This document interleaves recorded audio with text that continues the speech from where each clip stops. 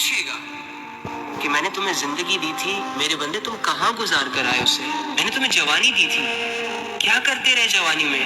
میں نے تمہاری طرف سمجھانے والوں کو بھیجا تھا کہ وہ تمہیں سمجھائیں، وہ تمہیں بتائیں کہ دنیا دھوکہ ہے، زندگی ختم ہونے والی چیز ہے، تم اس دنیا میں کھیل کود کے لیے نہیں پیدا کیے گئے ہو۔ تو آنے والے حالات کے لیے آپ کیا تیاری کر رہے ہیں؟ وہ دن جس کے بارے میں اللہ رب العزت فرماتے ہیں کہ اس کی جو لینتھ ہوگی وہ ایسی نہیں ہوگی کہ صبح آنکھ کھولی تو کچھ ہی گھنٹوں کے بعد رات ہو گئی اور آپ سو لیے، پھر صبح اٹھے پھر رات ہوگی۔ نو وے، اللہ فرماتا ہے قیامت کا ایک دن 50,000 سال کے برابر ہوگا۔ Can you imagine? آپ 5 منٹ کے لیے امیجن کریں کہ سب کچھ ختم ہو چکا ہے، زمین ایک فلیٹ میدان بن چکی ہے اور میں اور آپ اور ہم جیسے لاکھوں کروڑوں اربوں کھربوں انسان اللہ کے سامنے کھڑے ہیں، اور اللہ رب العزت ایک ایک کو اپنے پاس بلا رہا ہے اور اس سے یہ پوچھ رہا ہے کیا کرتے رہے، کہاں گزاری زندگی؟ اور میں اور تم کھڑے ہو کر اپنی باری کا انتظار کر رہے ہوں۔ ڈر اور خوف نے ہمیں گھیرا ہو، جب ہماری آنکھوں کے سامنے وہ منظر آئیں گے کہ اللہ رب العزت بہت سارے لوگوں کے حق میں ان کے اعمال کی وجہ سے جہنم کے فیصلے کر رہا ہے اور فرشتے ان لوگوں کو گھسیٹ گھسیٹ کر جہنم میں پھینک رہے ہوں، اور میں اور تم چپ چاپ کر کے یہ دیکھ رہے ہوں، ابھی ہمارا نمبر نہ آیا ہو۔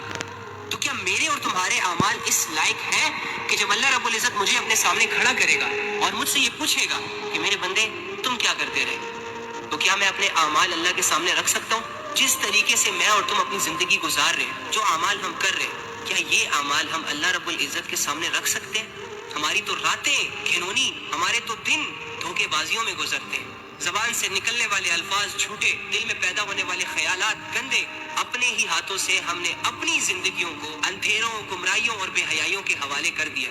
یار کیا ہم مریں گے نہیں؟ کیا ہم سب نے آب کوثر پیا ہوا ہے؟ تو اگر ہمارا اس بات پر ایمان اور یقین ہے نا کہ ہم نے مرنا ہے، اور دوسری جانب پھر یہ یقین ہے کہ مرنے کے بعد دوبارہ زندہ ہونا ہے، اور تیسری جانب اگر یہ یقین ہے کہ اللہ رب العزت نے اپنے سامنے کھڑا کر کے پوچھنا ہے، تو پھر مجھے چاہیے کہ میں اپنی زندگی سوچ سمجھ کر جیوں، اپنے فیصلے اللہ کو سامنے رکھ کر کروں، اپنے اعمال پر گہری نظر رکھوں، رک جاؤں ان تمام اعمال سے جن اعمال کو کرتے ہوئے ہمارا ضمیر ہمیں 10 آوازیں دیتا ہے کہ بھائی تو غلط کر رہا ہے، بھائی تو اللہ کی نافرمانی کر رہا ہے، ظلم کر رہا ہے، بے حیائی کر رہا ہے، گناہ کر رہا ہے۔